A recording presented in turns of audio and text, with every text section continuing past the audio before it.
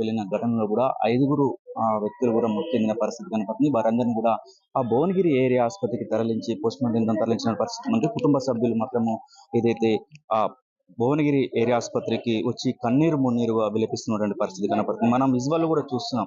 వాళ్ళు మొత్తం చిన్నప్పటి నుంచి పెంచి పెద్ద చేసిన నా కొడుకు కళ్ళ ముందు చూసుకోవడానికి కూడా లేకుండా పోయాడు అంటూ కూడా వారు రోదిస్తున్న విజువల్స్ మనం ఆర్టీవీ స్క్రీన్ మీద కూడా చూస్తున్నటువంటి తల్లి కన్నీరు మున్నీరుగా విలపిస్తున్న పరిస్థితి ఉంది. తండ్రి నిస్సహాయ స్థితిలో ఏం చేయలేని పరిస్థితిలో కూడా అక్కడ కూర్చున్న విజువల్స్ కూడా మనం చూస్తున్నటువంటి పరిస్థితి మనతుంది. ఏదైతే పోస్ట్ మార్టం జరుగుతున్న క్రమంలో కూడా బాడీ లోపల ఉన్న క్రమంలో కూడా తన కొడుకుని చూపించండి, దయచేసి నా కొడుకును చూపించండి అని కూడా బ్రతిమిలాడుతున్న పరిస్థితి విజువల్ చూస్తున్నాం. చూస్తున్న ప్రతిపడుతున్న పరిస్థితి చూస్తుంటే పలువురి కళ్ళల్లో కూడా నీళ్లు తిరుగుతున్న విజువల్స్ కూడా మనం చూస్తున్న పరిస్థితి కనబడుతుంది. ఎందుకంటే చాలా సంవత్సరాల నుంచి కూడా చిన్నప్పటి నుంచి అల్లారు ముద్దుగా పెంచుకున్న కొడుకు ఒకసారి కూడా విగత జీవిగా మారిన క్రమంలో కూడా ఆ తల్లి తండ్రులు మాత్రం ఎనలేని దుఃఖంలో మునిగిపోయారని కూడా చెప్తున్నారు. వాళ్ళు ఒకటే ప్రాధాయపడుతున్నారు, దయచేసి నా కొడుకును చూడనియండి, ఆ గేటు తాళం తీసి నా కొడుకును చూడనియండి అని వాళ్ళు ప్రాధాయపడుతున్నారు. వారి విజువల్స్ కూడా మనం చూస్తున్న పరిస్థితి ఉంటుంది.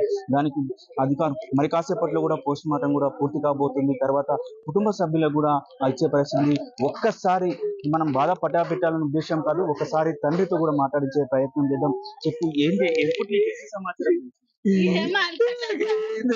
తెలిసింది? ఇప్పుడు 10-10:30 తెలిసింది నాకు. ఏం చేస్తాడు నీ బాబు? BTech third year.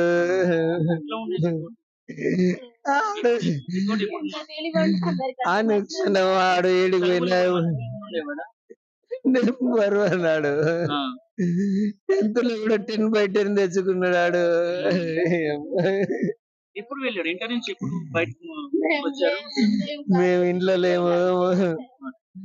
ఏం చేస్తారు? నేను మొగ్గమునేస్తా, ఆర్టీ ఏజెంట్ గా చేస్తా. హైదరాబాద్ లో ఉంటారా సార్ మీరు? హైదరాబాద్లో ఉంటాము. చాలా హృదయ విదాకరణ పరిస్థితి కూడా కనపడుతున్న పరిస్థితి ఉంది. తల్లి కన్నీరు మున్నీరుగా పిలుస్తున్న పరిస్థితి. చిన్నప్పటి నుంచి అల్లారు ముద్దుగా పెంచుకున్న కొడుకు ఒకసారి లేకపోవడం తోడు ఇబ్బంది పరిస్థితి పడుతుంది. జ్వరం వచ్చినా కూడా తల్లడిల్లిపోయే తల్లి ఈసారి తన కన్న కొడుకు లేడన్న విషయం తెలుసుకుని కూడా కన్నీరు మున్నీరుగా వినిపిస్తున్న పరిస్థితి ఉంది. మనం విజువల్ చూస్తున్నాం, అంత ఆవేదనతోటి ఆమె ఏడుస్తున్న పరిస్థితి ఉంది. ఒక్కసారి అమ్మతో కూడా కడుపు తల్లి కొడుకు ఆప్యాయత ఏ విధంగా ఉండేది, వారు ఎట్లా ఉండేది తెలుసుకునే ప్రయత్నం చేద్దాం. అమ్మ చెప్పమ్మా, నిన్ను బాధ పెట్టాలనే ఉద్దేశం కాదు తల్లి, ఎట్లా ఉండే కొడుకు నీకు అనుబంధం ఎట్లా ఉండే? చాలా మంచిగా ఉండే. నాకు ఎప్పుడన్నా జ్వరం వచ్చినా టాబ్లెట్ తేపోరా అంటే డాడీ టాబ్లెట్లు వేసుకోవద్దంటే తీసుకొచ్చి ఇచ్చేది. అంత ఒక్క రోజు కూడా హాస్పిటల్ పోకపోయేది. జ్వరం వచ్చినా మందులు వాడొద్దని చెప్పేది.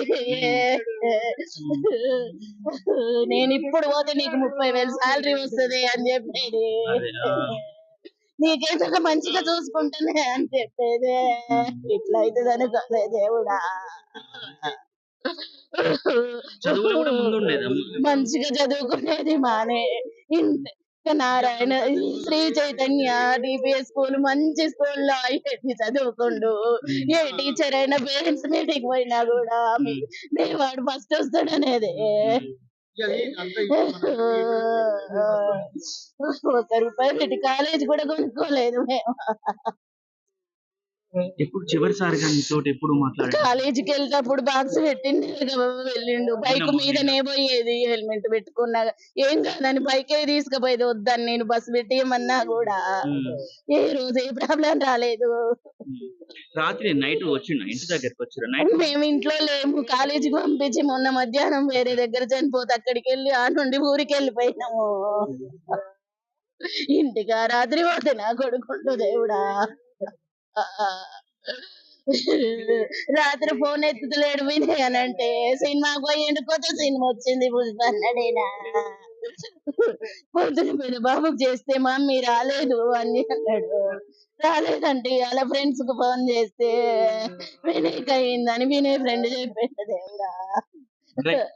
చాలా వరకు కూడా తల్లి కన్నీరు మున్నీరుగా విలిపిస్తున్న పరిస్థితి ఉంది. నిన్న ఉదయమే తల్లి టిఫిన్ బాక్స్ పెట్టి కాలేజీకి పంపించింది. ఆ తర్వాత ఆమె పని మీద వేరే ఊరికి వెళ్ళి నైట్ వచ్చేసరికి కూడా వినయ్ రాకపోతే కూడా ఎందుకు వినయ్ రాలేదని అడిగినా కూడా కొత్త సినిమా పుష్ప 2 సినిమా వచ్చింది, సినిమాకి వెళ్ళిండేమో అని కూడా వాళ్ళ సోదరుడు చెప్పిన పరిస్థితి ఉంది. తెల్లవారుజామున మాత్రం కూడా వినయ్ కి సంబంధించిన ఫ్రెండ్స్ కూడా ఫోన్ చేసి ఇలా జరిగిందని చెప్పడంతో కూడా ఆమె ఒకసారిగా ఆ కన్నీరు మున్నీరుగా వినిపిస్తున్న పరిస్థితి కనపడుతుంది. ఒక్కనాడు కూడా నన్ను ఏనాడు కూడా బాధ పెట్టలేదు, కనీసము చాలా చదువులో కూడా చాలా ముందుండే వ్యక్తి ఈ విధంగా చనిపోవడం మాత్రం చాలా బాధాకరమని కూడా వాళ్ళు చెప్తున్న పరిస్థితి ఉంది. ముఖ్యంగా కూడా ఏదైతే భువనగిరి ఏరియా ఆసుపత్రి మాత్రము రోదనతో కూడా నిలిపిస్తున్న విజువల్స్ కూడా మనం చూస్తున్న పరిస్థితి. మొత్తానికి అయితే ఆమె ఆ విలిపిస్తున్నటువంటి పరిస్థితి మాత్రం చూస్తున్న పరిస్థితి. మరి కాసేపట్లోనే కూడా వినాయక సంబంధించి మిగతా ఎవరైతే 5గురు ఉన్నారో వాళ్ళ డెడ్ బాడీలకు కూడా పోస్ట్ మార్టం నిర్ణయించి కూడా కుటుంబ సభ్యులకు అప్పగించే పరిస్థితి కనపడుతుంది. ఈ రోజు ఉదయం జలాల్పూర్ వద్ద జరిగిన ఆ కారు ప్రమాదంలో కూడా మొత్తం 5గురు వ్యక్తులు కూడా చనిపోయిన వారి పరిస్థితి ఉంది. వాళ్ళకి సంబంధించిన వాళ్ళ ఫ్రెండ్స్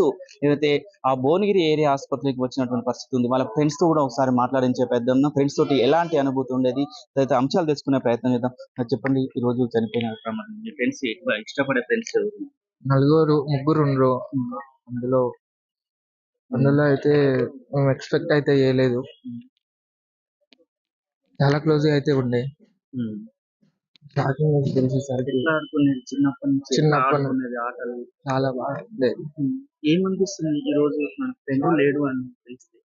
చాలా బాగా